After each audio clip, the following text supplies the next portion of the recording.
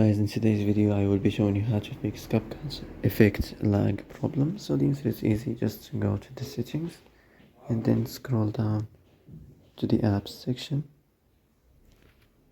and then go to the search and search Capcut and then go to the storage, and here you will find this clear cache option. Click on it. Now you can go check it if it worked, and if it didn't you can try to restart your phone or turn the Wi-Fi off and on, or the Bluetooth or the airplane mode. Also you can try to clear data, but be careful. If you clear data, all the Capcut's data will be deleted. This includes all files, the settings, the accounts, the databases, etc. So be careful if you want to clear your data.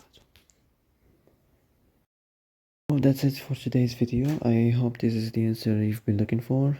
If you like this video, don't forget to like and subscribe. And that's it. See you in the next video.